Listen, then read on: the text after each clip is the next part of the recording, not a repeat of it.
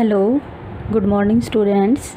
मैं किरण, सूरजपुर रेवाड़ी, विषय हिंदी, कक्षा 10वीं। बच्चों, मैं आपको अपनी पाठ्य पुस्तक कृतिका का पाठ 3 साना साना हाथ जोड़ी का सार करवा रही हूँ। इसे आप ध्यान से सुनिए और समझिए।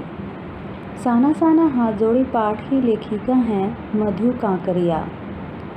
लेखिका ने इस पाठ में सिक्किम की राजधानी गंगटोक और उसके आगे हिमालय की यात्रा का वर्णन किया है, जो शहरों की भागम भाग भरी जिंदगी से दूर है।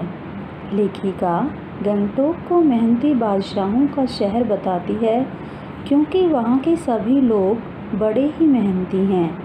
वहाँ तारों से भरे आसमान में लेखिका को सम्मोहन महसूस होता है, जिसमें वह खो जाती है।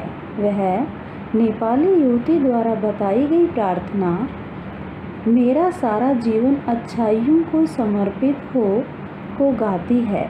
अगले दिन मौसम साफ न होने के कारण लेखिका कंचनजंगा की चोटी तो नहीं देख सकी, परंतु ढेरों खिले फूल देखकर खुश हो जाती है।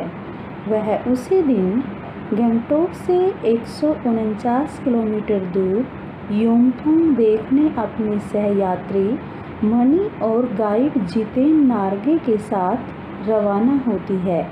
गंगटोक से योंगथोंग को निकलते ही लेखिका को एक कतार में लगी सफ़ेद सफ़ेद बौद्ध पताकाएं दिखाई देती हैं, जो ध्वज की तरह फहरा रही थीं।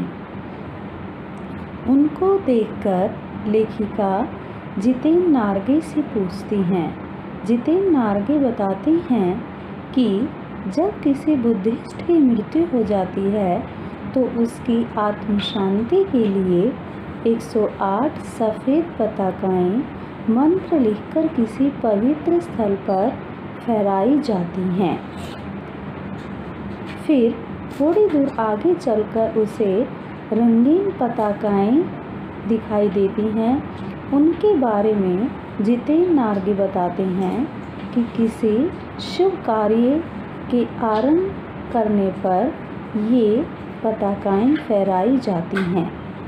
कवि लॉन्गस्टोक नामक स्थान पर गाइड फिल्म की शूटिंग हुई थी, उसके बारे में जितेन नार्गे लेखिका को बताते हैं। आगे चलकर मधु जी को एक कुटिया के भीतर घूमता हुआ चक्र दिखाई देता है, जिसे धर्म चक्र या प्रेयर व्हील कहा जाता है।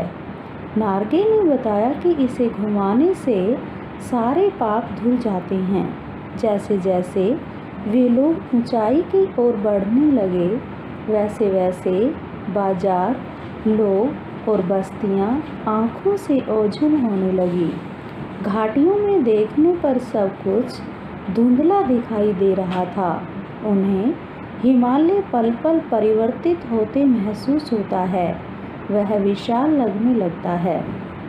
7 सिस्टर्स फॉल वाटर पर जब जीप रुकती है, सभी लोग वहाँ की सुंदरता को कैमरे में कैद करने लग जाते हैं।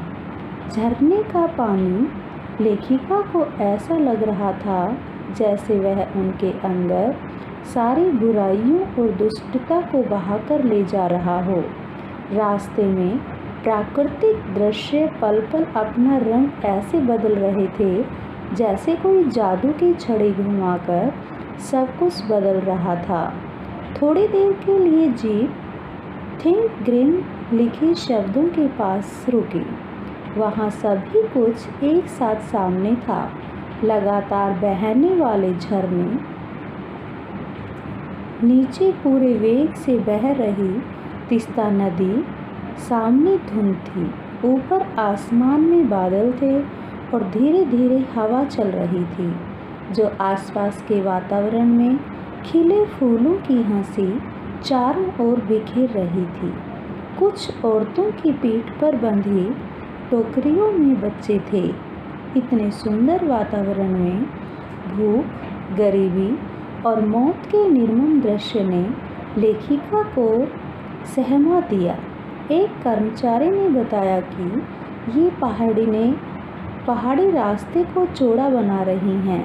कई बार काम करते समय किसी न किसी व्यक्ति की मौत हो जाती है, क्योंकि जब पहाड़ों को डायनामाइट से उड़ाया जाता है तो उनके टुकड़े इधर उधर गिरते हैं। यदि उस समय सावधानी न बरती जाए तो जानलेवा हादसा घट जाता है। लेखिका को लगता है कि सभी जगह आम जीवन की कहानी एक सी है।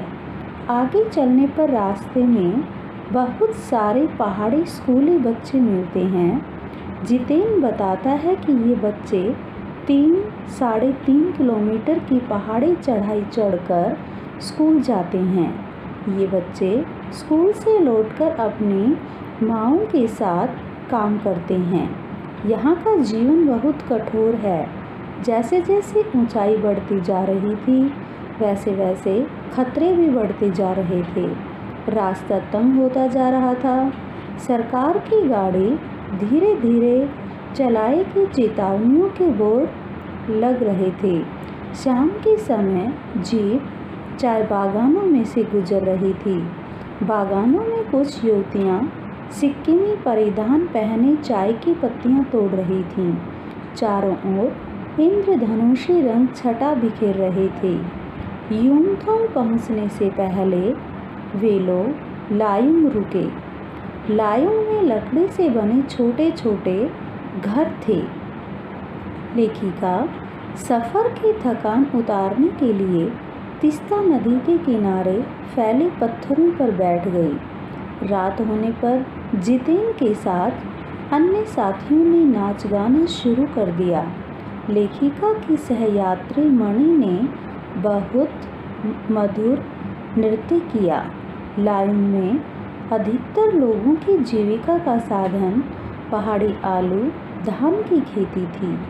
लेखिका को वहाँ बर्फ़ देखने की इच्छा थी, परंतु वहाँ बर्फ़ कहीं भी नहीं थी। एक स्थानीय युवक के अनुसार प्रदूषण के कारण यहाँ स्नोफॉल कम हो गया था।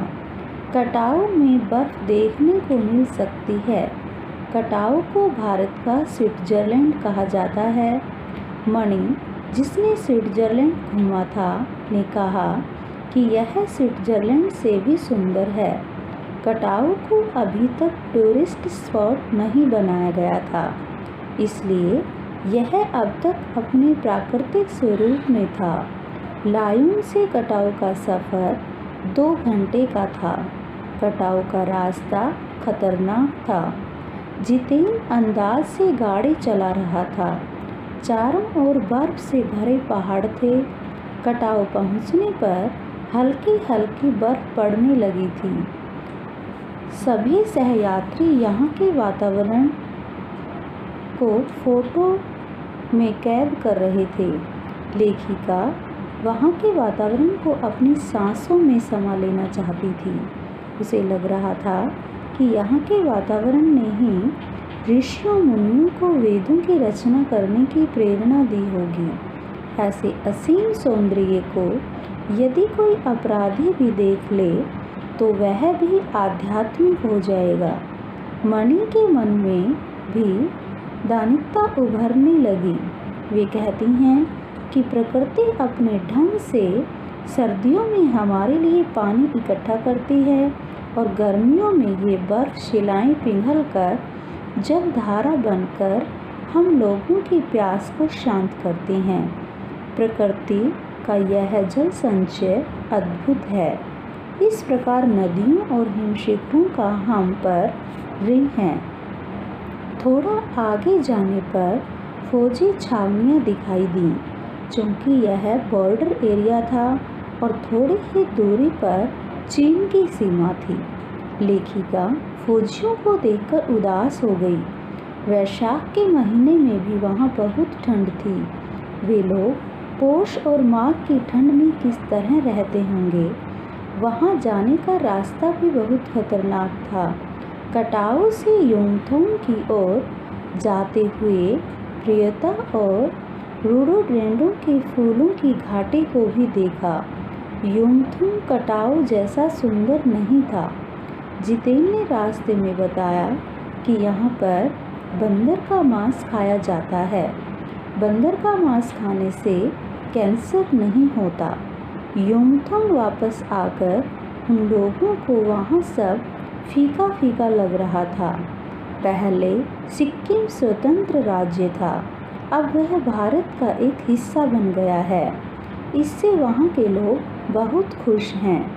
मणि ने बताया कि पहाड़ी कुत्ते केवल चांदनी रातों में ही भौंकते हैं। यह सुनकर लेखिका हैरान हो गई। उसे लगा कि पहाड़ी कुत्तों पर भी जवार भाटे की तरह पूर्णिमा की चांदनी का प्रभाव पड़ता है। गुरु नानक के पद चिन्हों वाला एक ऐसा पत्थर दिखाया जहाँ कभी उनकी थाली से चावल छिटक कर बाहर गिर गए थे। खेदुम नाम का 1 किलोमीटर का ऐसा क्षेत्र भी दिखाया जहाँ देवी देवताओं का निवास माना जाता है। नार्गे ने पहाड़ों, नदियों, झरनों और वादियों के प्रति पूज्य भाव की भी जानकारी दी। भारतीय आर्मी के कप्तान शेखर दत्ता के सुझाव पर गैंगटोक के पर्यटक स्थल बनने और नए रास्तों के साथ नए स्थानों को खोजने के प्रयासों के बारे में बताया। तो बच्चों, ये पाठ का सार था। इसे आप फिर से ध्यान से सुनिए और समझिए। Okay, bye.